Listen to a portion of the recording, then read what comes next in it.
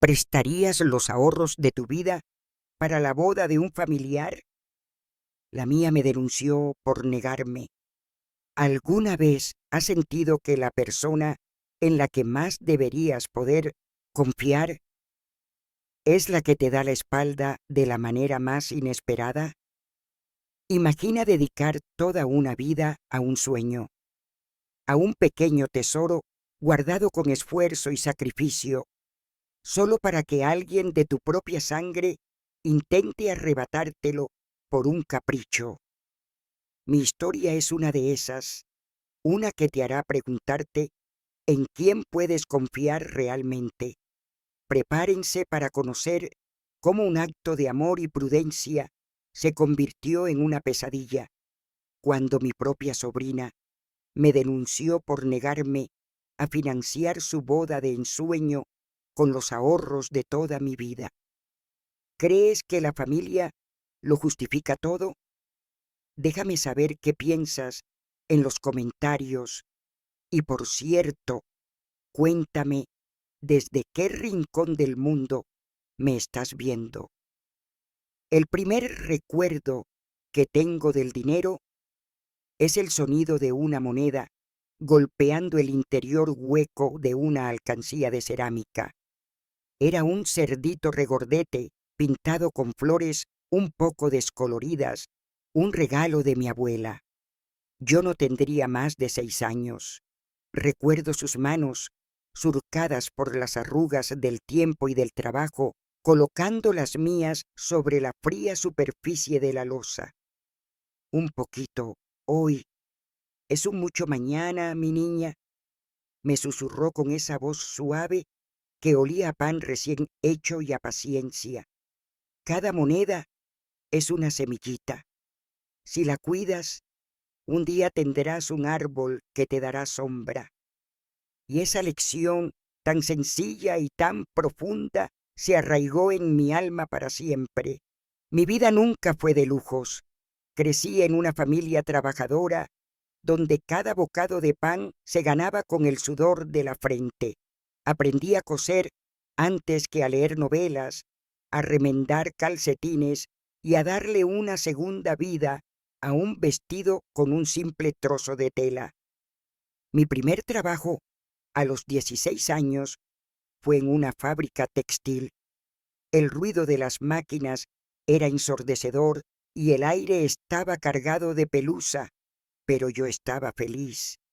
Cada semana, al recibir mi modesto sobre con el jornal, sentía un orgullo inmenso. Y cada semana, antes de pensar en cualquier otra cosa, separaba una pequeña parte. Era un ritual sagrado. El resto se lo entregaba a mi madre para ayudar en casa. Pero esas pocas monedas eran mías. Eran la continuación de la alcancía de mi abuela. Con los años, el cerdito de cerámica fue reemplazado por una caja de metal con candado y luego por mi primera libreta de ahorros en un banco.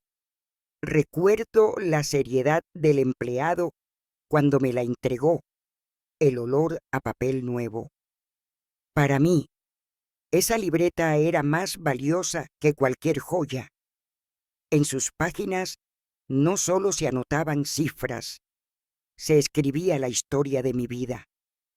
Estaban las horas extra que hice para pagarle los estudios a mi hermana menor, la madre de mi sobrina. Estaba el dinero del vestido de novia que decidí no comprarme para mi propia boda, optando por uno sencillo que me cosió mi madre. Estaba el dinero de las vacaciones a las que nunca fui, de los cafés con amigas que rechacé con una excusa, de los pequeños antojos que ahogaba con un vaso de agua. No me malinterpreten, no viví una vida de miseria ni de arrepentimiento. Fui feliz a mi manera, encontrando alegría en las cosas simples. Pero siempre tuve mi sueño, ese faro que me guiaba en los momentos de debilidad. El sueño de una casita, no una mansión, ni mucho menos. Soñaba con un lugar pequeño con paredes que pudiera pintar del color que yo quisiera, con una cocina donde el sol entrara por la mañana y, sobre todo, con un pequeño pedazo de tierra, un jardín. En mi mente podía verlo con total claridad: rosales trepando por una pared, matas de lavanda perfumando el aire y un pequeño huerto para sembrar mis propios tomates y lechugas. Ese jardín no era solo un jardín, era mi paz, mi independencia, el símbolo de una vida de esfuerzo que finalmente daba su fruto. Era la sombra del árbol que mi abuela me había enseñado a plantar, moneda a moneda. Y ese secreto, el verdadero valor de ese dinero, era algo que guardaba en lo más profundo de mi corazón. Mi sobrina, a quien llamaré Sofía, fue para mí la hija que nunca tuve. Desde que nació, sentí por ella un amor protector y profundo. Recuerdo cargarla en mis brazos, tan pequeña y frágil, y sentir que mi corazón se expandía.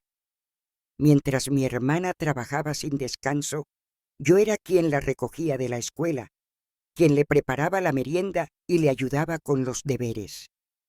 Le curé las rodillas raspadas, le aplaudí en cada función escolar y fui su confidente durante sus primeros desamores de adolescente.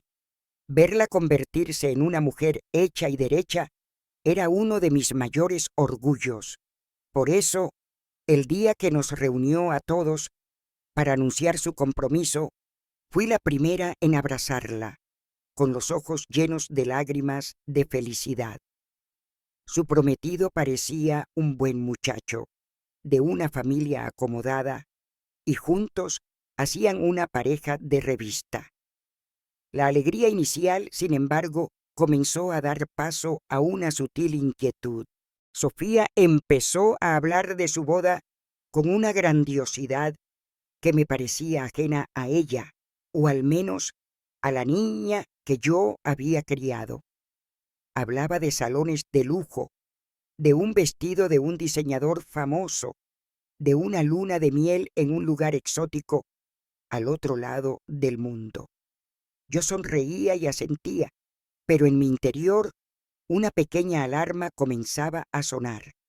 Conocía sus ingresos y los de su prometido, y sabía que aquellos planes estaban muy por encima de sus posibilidades. La primera señal directa llegó una tarde que me llamó por teléfono. Su voz sonaba melosa, casi ensayada. «Tita, estaba pensando en ti», me dijo. «Recordaba cuando me llevabas al parque y me comprabas aquellos helados. Siempre has sido tan buena conmigo, como una segunda madre». Después de un largo preámbulo de halagos y recuerdos nostálgicos, mencionó al pasar los terribles costos de la boda y cómo otras familias ayudaban a sus hijos a empezar con el pie derecho. Fue una indirecta, una semilla de presión plantada con cuidado. La visita definitiva ocurrió una semana después. Se presentó en mi pequeño y humilde apartamento con un ramo de mis flores favoritas. El gesto, en lugar de conmoverme, me puso en alerta. Nos sentamos en mi modesto salón y ella comenzó a desplegar su plan. Hablaba con una pasión desbordante sobre cada detalle, mostrándome fotos en su teléfono de lugares y vestidos que costaban más de lo que yo ganaba en varios años. Y entonces, tras tomar aire como quien se lanza a una piscina, llegó la petición. «Tita, sé que tú tienes un dinero guardado, el ahorro de tu vida. Hemos hecho cuentas y si nos lo prestaras, podríamos tener la boda que siempre he soñado.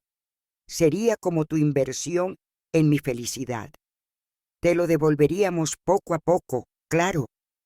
El silencio que siguió a sus palabras fue tan denso que podía cortarse. La miré a los ojos buscando a la niña a la que le había enseñado a valorar las cosas, pero solo vi el reflejo de una ambición que me resultaba desconocida. La frase que me rompió por dentro fue la que pronunció a continuación, con una sonrisa que pretendía ser encantadora. Además, piénsalo, tú ya estás mayor, ¿qué gran gasto podrías tener? Esto sería darle el mejor uso posible a ese dinero. En ese instante, comprendí que ella no veía mis ahorros como yo los veía. Para ella, no eran mis sacrificios, mis sueños ni mi seguridad. Eran simplemente un obstáculo superado, la solución a su capricho.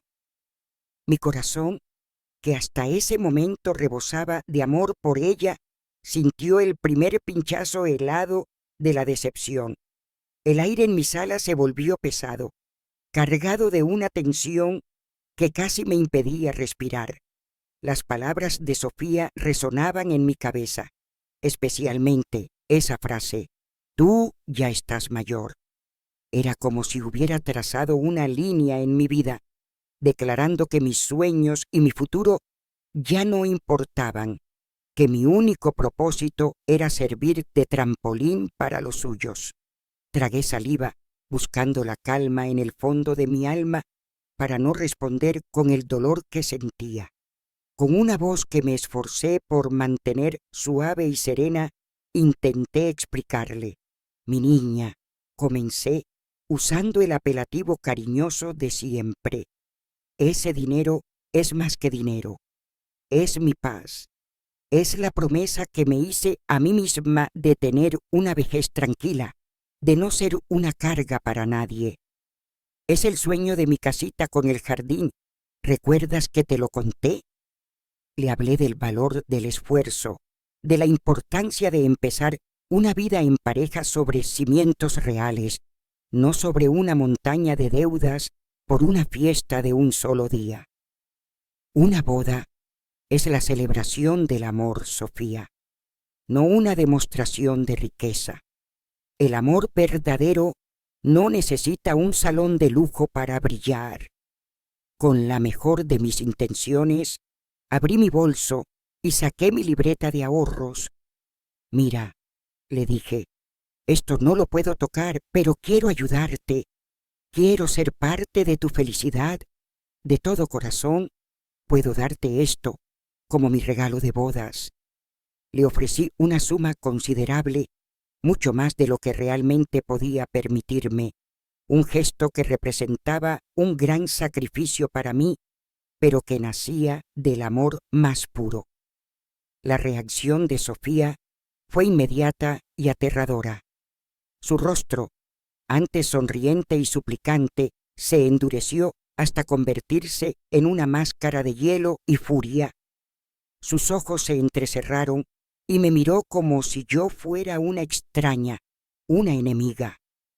«Un regalo», repitió con un desprecio que me atravesó como un cuchillo. «¿Crees que con esta miseria puedo hacer algo? Esto es un insulto». Se puso de pie de un salto, su cuerpo temblando de rabia. «No puedo creer lo egoísta que eres. Toda la vida presumiendo de quererme y ahora me das la espalda por un capricho de vieja. Esa estúpida casa con flores es más importante que tu única sobrina». Sus gritos llenaron mi pequeño apartamento. Cada palabra era un golpe. Intenté hablar, decirle que no era así, pero ella no escuchaba. Estaba cegada por la frustración. «Te vas a arrepentir de esto, tía, te juro que te vas a arrepentir». Con esa amenaza en el aire, se dirigió a la puerta y la cerró con tal violencia que un pequeño cuadro que tenía en la pared, una foto de ella, de niña, cayó al suelo y el cristal se hizo añicos. Me quedé allí, paralizada, en medio del silencio ensordecedor que había dejado, con el corazón roto y la foto de su sonrisa infantil rota a mis pies. En los días siguientes, Viví con un nudo en el estómago. Pensé que era solo un arrebato, que cuando se calmara recapacitaría. Ingenua de mí. Intenté llamar a mi hermana, pero ella se puso del lado de su hija, acusándome de ser tacaña y de no apoyar a la familia. Estaba sola, y entonces una mañana llamaron a la puerta. No era Sofía con una disculpa, eran dos oficiales de aspecto serio, con uniformes impecables. Me informaron de que había una denuncia en mi contra, una denuncia anónima, decían, pero yo sabía perfectamente de quién venía. Mi propia sobrina había cumplido su amenaza, acusándome de tener ahorros de procedencia dudosa. Había convertido su capricho en una venganza y estaba a punto de arrastrarme a la peor pesadilla de mi vida. La vida que conocía se desvaneció en el momento en que esos dos oficiales cruzaron el umbral de mi puerta.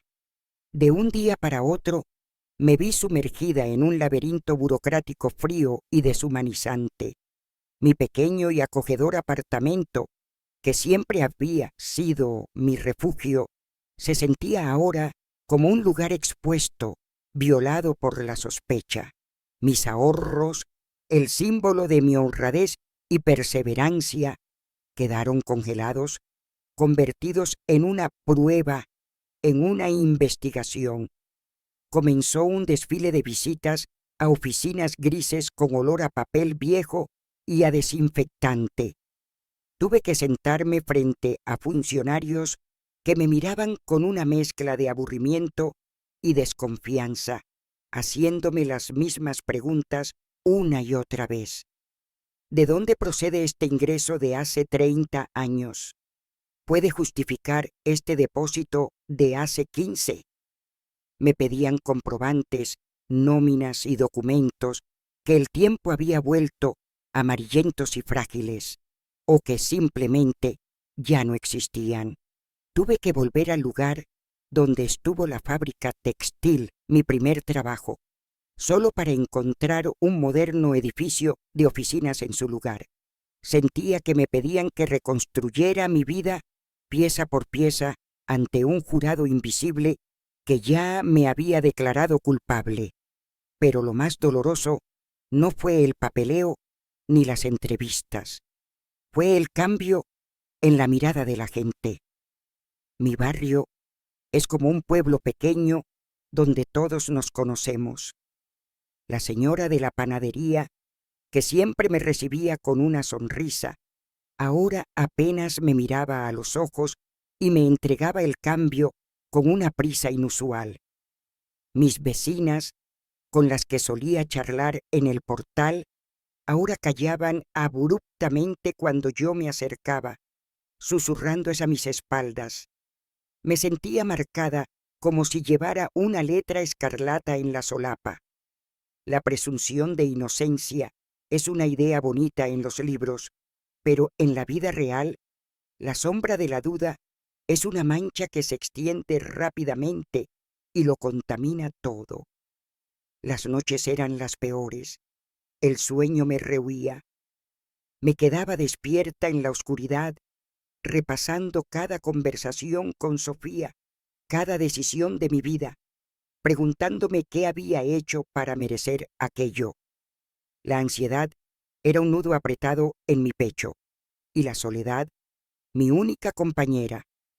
En medio de esa oscuridad hubo un pequeño rayo de luz, un joven abogado de oficio que me asignaron. A diferencia de los demás, él me escuchó. Miró mis viejos papeles, mis manos trabajadoras, y vio la verdad en mis ojos cansados. No se preocupe, me dijo con una amabilidad que casi me hizo llorar. La verdad es paciente. Solo tenemos que ayudarla a encontrar el camino. Su confianza en mí se convirtió en mi único soporte. Juntos pasamos semanas reuniendo mi vida, cartas, viejas fotografías, testimonios de antiguos compañeros de trabajo que logramos localizar. Fue un proceso agotador y humillante, pero necesario. Finalmente, llegó el día de presentar todas las pruebas. Entregamos la carpeta, que pesaba tanto como el alma, y solo quedó esperar. Cada día que pasaba era una tortura, hasta que una tarde llegó una carta oficial. Mis manos temblaban tanto que apenas podía abrir el sobre. Leí el contenido 1, 2, 3 veces. La investigación había concluido. No se había encontrado ninguna irregularidad. Mi nombre estaba limpio. Sentí un alivio inmenso, como si me hubieran quitado un peso enorme de encima, pero no sentí alegría, porque sabía que, aunque la ley me había absuelto, había ganado la batalla, pero perdido una parte de mi familia para siempre. La victoria tenía un sabor amargo, el sabor de la traición. La carta oficial que limpiaba mi nombre no trajo consigo una celebración, sino una profunda y silenciosa calma. La tormenta había pasado, pero el paisaje de mi vida había cambiado para siempre. La relación con mi hermana y mi sobrina quedó hecha cenizas. Un silencio pesado y definitivo se instaló entre nosotras, un abismo que ninguna palabra podría ya cruzar. Fue mi hermana quien me llamó unos meses después. Su voz, al otro lado de la línea, era un susurro quebrado por el arrepentimiento. Me contó que la boda de Sofía nunca se había celebrado. Al parecer, cuando el prometido y su familia se enteraron de la denuncia y de todo el calvario al que me había sometido, vieron una faceta de ella que los horrorizó. El joven, que provenía de una familia donde el honor y el respeto a los mayores eran pilares fundamentales, le dijo que no podía casarse con alguien capaz de hacerle algo así a su propia sangre por dinero. La abandonó, y la boda de ensueño se convirtió en un castillo de naipes derrumbado por su propia codicia. Sofía, me dijo mi hermana entre sollozos, se había quedado sola, enfrentando no solo una deuda considerable por los depósitos que había perdido, sino también el vacío de sus acciones.